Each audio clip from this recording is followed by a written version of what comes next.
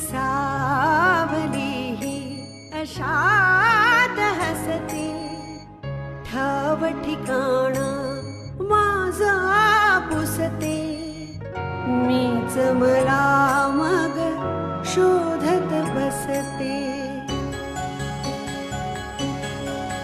बोल मला तू हळुवार काही, सांग भले तू माझा नाही. कलियुगातली मी मीराबाई, मौनातले हे शब्द बोलके, तुझ्यानी माझ्या ओठी हलके, असुनी ननी अश्रू पोरके. क्षणात आता सरतील लाटा, पक्षी घराच्या धरतील वाटा. देईल हात तुझी अस्मिता, अस्मिता, अस्मिता, अस्मिता.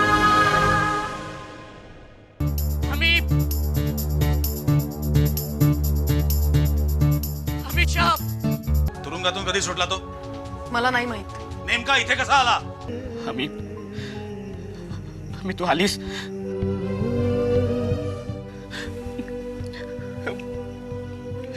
थँक्स. का रे, त्या जहागीरदार म्हाताऱ्याने स्वतःच्या कुटुंबाला विष देऊन स्वतः सुद्धा आत्महत्या केली की काय? अभि, अरे मला तुझ्यापासून काही लपवायचं असतं तर मी ते सगळं कधीच नष्ट करून टाकलं असतं. हे कोड्यात बोल नका. असल्या कोड्यांच्या परीक्षेत आपण नेहमी नापास होत राहिलो. काय ते स्पष्ट बोला.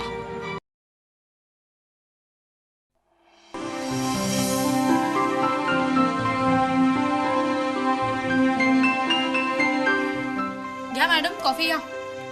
आणि मला आता कॉफी नकोय, माझा मूड नाहीये. मी आता कॉफी पिले तर रात्री झोप येणार नाही. अशी फालतू कारण मला सांगू नकोस. पण मला हवीच आहे कॉफी. ठीक आहे. थँक्स.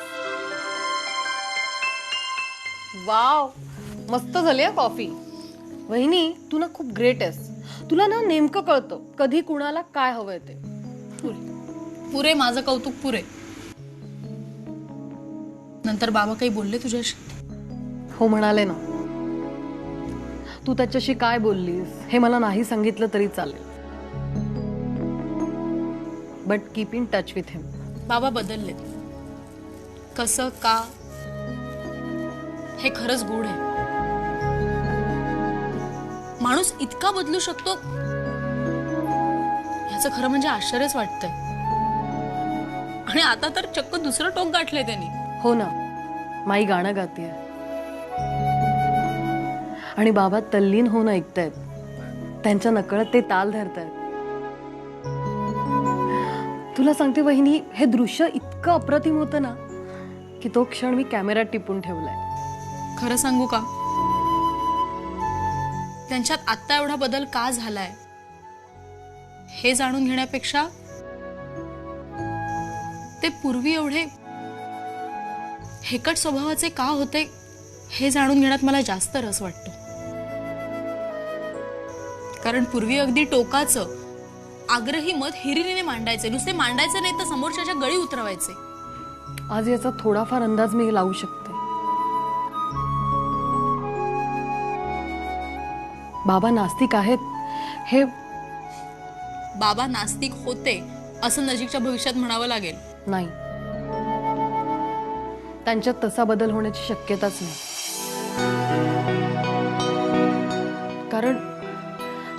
कारण ते नास्तिक होण्यासाठी कारणही तसं जबरदस्त होतं. तुझं कॅलेंडरही मी या घरात लावू देत नाही, तरी तू येतोस. आणि गेल्या 2 वर्षात या घरात येण्याचे तुझे प्रयत्न खूप जोरदार सुरू आहेत. मला माहिती आहे, माहितीये मला, या घरातल्यांची कोणाची तरी फूस आहे तुला. पण तुझे सगळे प्रयत्न मी हाणून पाडतोय आणि म्हणून तू एका पाठोपाठ एक संकट आणतोयस या घरावर. एखाद्याचं कंबरड मोडून जाईल असे घणघणाती हल्ले करतोयस. पण त्यांना घाबरून तुझ्या समोर मी हात जोडेन. या भ्रमात राहू नकोस. बाबा, तुम्ही एवढं कोणाशी बोलताय?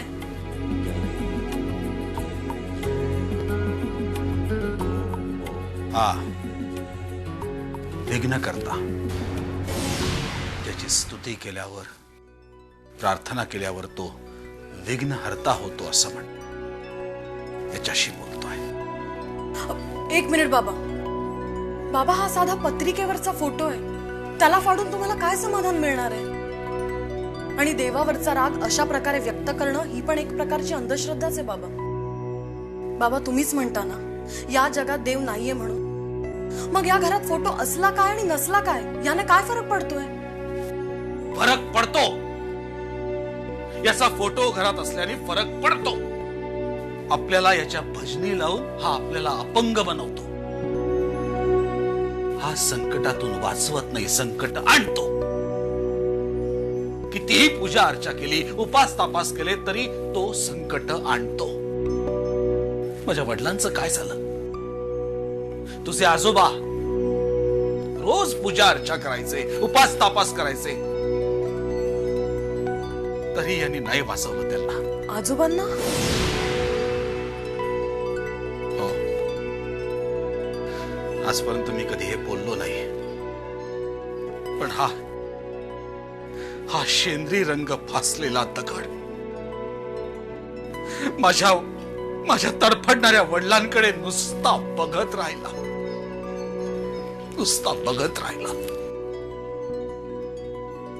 बाबा, काय झालं होतं माझ्या आजोबांना?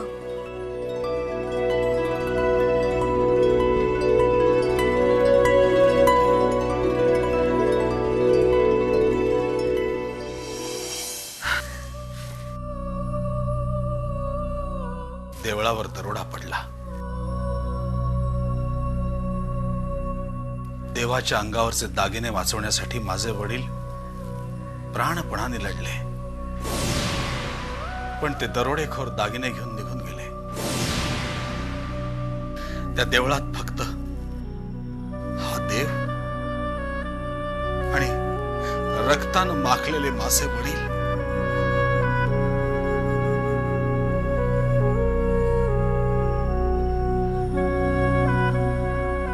दोन दिवस तसेच पडले होते याच्या समोर. 2 दिवसानंतर आम्हाला ही बातमी कळली. आम्ही तिथे गेलो आणि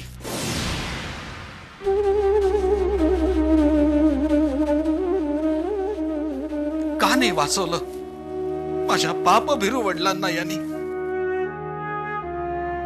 एवढी क्रूर अघोरी शिक्षा का दिली माझ्या वडिलांना? याच्यासाठी उपास तापास करायचे, पूजा अर्चा करायची आणि फळ काय तर निर्घृण हत्या.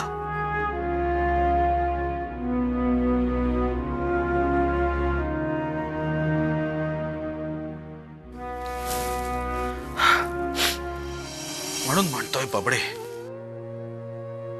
नकोय मला हा डोळ्यासमोर.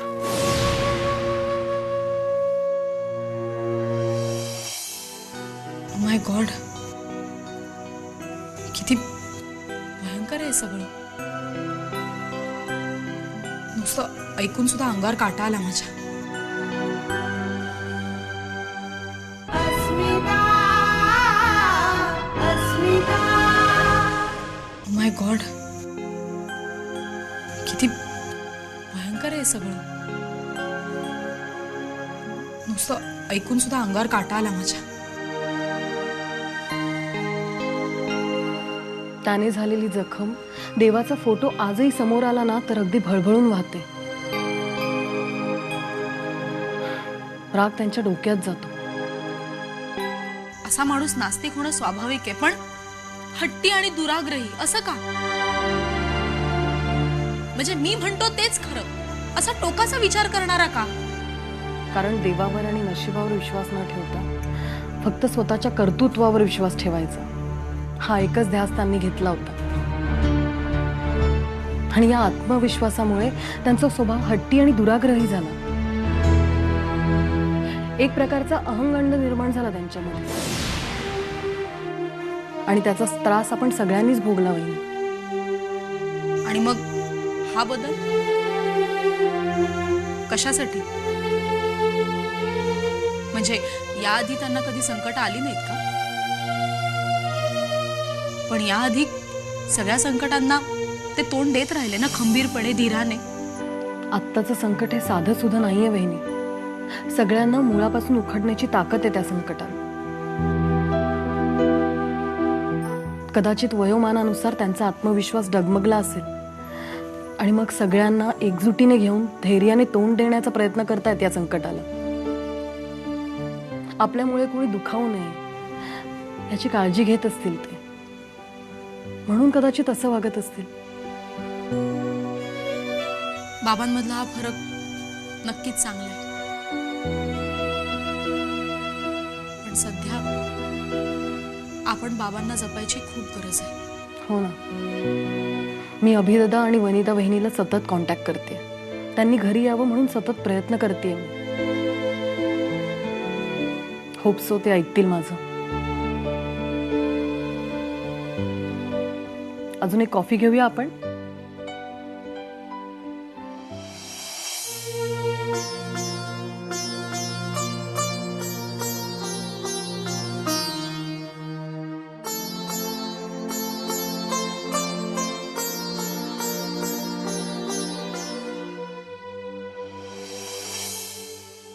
अस्मिता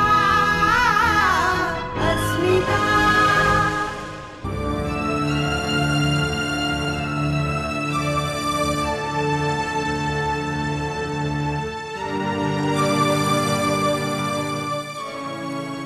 बस बस बस आता परत आलीयस ना तू. बस राहिलं. आणि अभि तुला सांगून ठेवते, आता उगाच लहान मुलासारखं रुसायचं फुगायचं नाही. मी तुला आता घरातनं कुठेही जाऊन देणार नाही. अरे घरातला करता सवरता मुलगा आहेस तू. घराची सगळी जबाबदारी तुझ्यावर आहे आता. बाबा कुठे आहेत? मी त्यांना भेटून येतो. नाही नको, झोपलेत ते. कितीतरी दिवसांनी शांत झोप लागलीये त्यांना. आपण कायमचं परत आलो ना, ही गुड न्यूज त्यांना सकाळी उठल्या उठल्यावरच देऊया. माई माई मी तुम्हाला वचन देते, मी पुन्हा कधी घर सोडून जाणार नाही आणि अभिलाही कधीच जाऊन देणार नाही.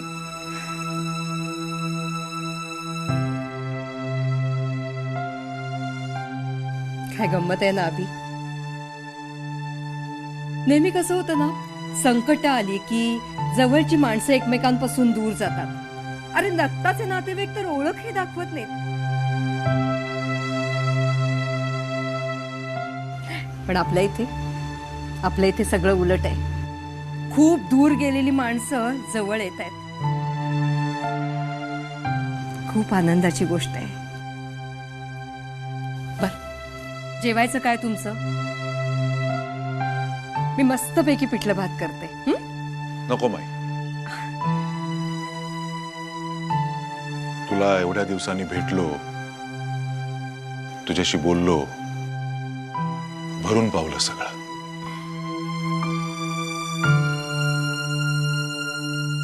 बाबांची तब्येत कशी आहे? तसे ठीक आहेत रे, पण घरावर कंपनीवर एवढं अरिष्ट ओढवलंय ना, त्यामुळे थोडेसे हतबल झालेत. आपण फसले गेलो याचं खूप दुःख होत आहे त्यांना, आणि आपल्याला कुणीतरी फसवलंय याची खूप चीडही येते. आपण असे गाफील राहिलोच कसे याचाच सतत विचार करत असतात. हे कपट कारस्थान कोणाचं आहे हे कळलंय मला माहिती. म्हणूनच आपल्या जहागीरदार इंडस्ट्रीज वरती एवढं मोठं आर्थिक संकट आलेलं असताना लांब राहून नुसतं बघत बसणं माझ्याच्यानी शक्य नव्हतं. म्हणून आम्ही इथे येण्याचा निर्णय घेतला.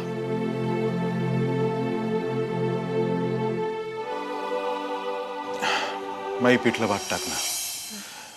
तुझ्या हातचा पिठलं भात खूप दिवसात नाही खाल्ला. खूप भूक लागली आहे माई. हो करते.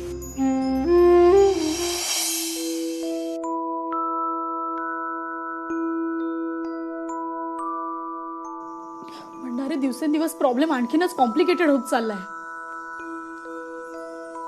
सगळीकडे अंधार आहे. आपल्याला जे टार्गेट वाटत होतं आता समोर ते टार्गेटच नाहीये. अहो पण कुणीतरी आपल्याला फसवलं हे निश्चित आहे.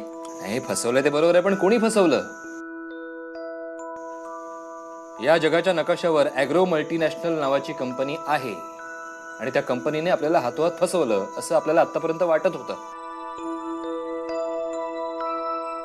पण शोध घेतल्यानंतर असं लक्षात आलं की या नावाची कंपनीच अस्तित्वात नाहीये. म्हणणारे कंपनी बोगस निघाली तरी त्या कंपनीच्या नावे व्यवहार करणारा कुठला तरी माणूस या पृथ्वी तलावर आहे. त्या माणसाला शोधायलाच हवं ना. नाही, शोधायला हवं, पण त्यासाठी माझा काहीच उपयोग होणार नाही.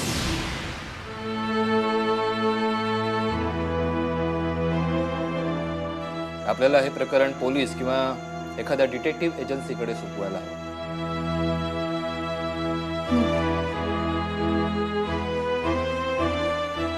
म्हणणारे ग्लोबल लेवलवर आर्थिक गुन्हेगारी शोधण्याकरता पोलिसांची काही स्पेशल विंग असेल ना. आपल्याला आधी त्या अशोक मल्होत्राचा शोध घ्यायला हवा. तोच आदित्यला आधी अप्रोच झाला होता, राईट? तो अशोक मल्होत्रा सुद्धा फ्रॉडच असणार ना. अशा नावाचा कुठलाही माणूस आपल्याला नाही सापडणार आहे. अहो पण असं हातपाय गळून नाही चालणार.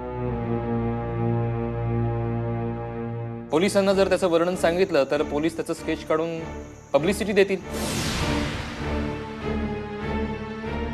कदाचित टीव्हीवर दाखवतील. त्याकरता आधी आपल्याला पोलीस स्टेशनला जाऊन कंप्लेंट करावी लागेल ना.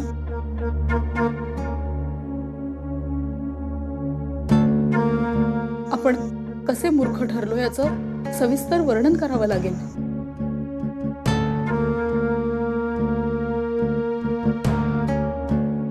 त्यावर पोलीस म्हणतीलही की काही रुपयांचा म्हणजे काही कोटी रुपयांचा फटका बसूनही तुम्ही इतके दिवस शांत का बसलात?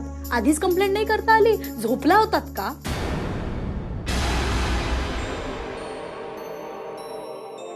पण यावर काहीही रिॲक्ट न करता शांतपणे आपल्याला या सगळ्या गोष्टी ऐकून घ्याव्या लागतील.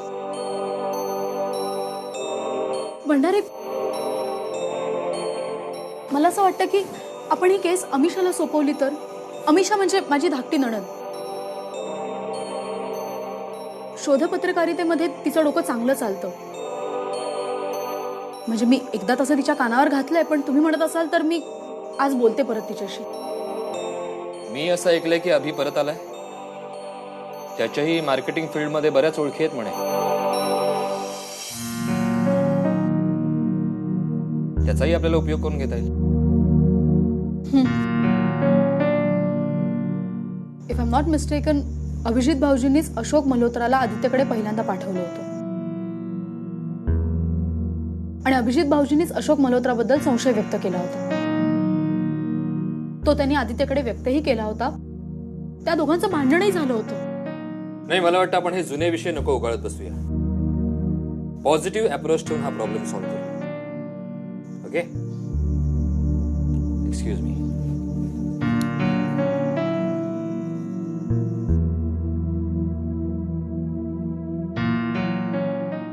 हा कोण? ॲडव्होकेट वैभव जोगळेकर का? हा, नमस्कार. नाही, अजून लीड नाही मिळाला. आपण उद्या भेटू शकतो का? नाही, फोनवर नको, प्रत्यक्ष भेटल्यावर बोलू. Okay, thank you, bye.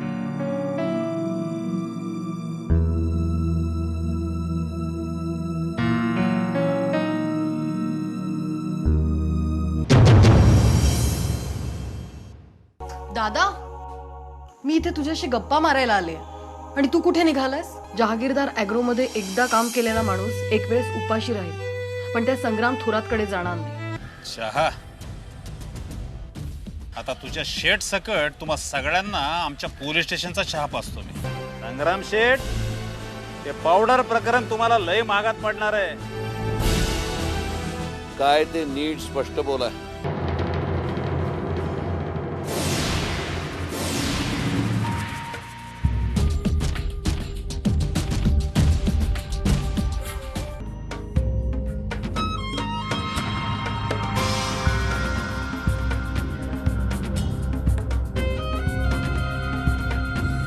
Gajanan Jahagirdar आहेत का? जळता जळता एक ज्योती अंधाराला सांगत होती, होती सच्ची माझी प्रीती. क्षणात आता सरतील लाटा, पक्षी घराच्या धरतील वाटा. देईल हात तुझी अस्मिता,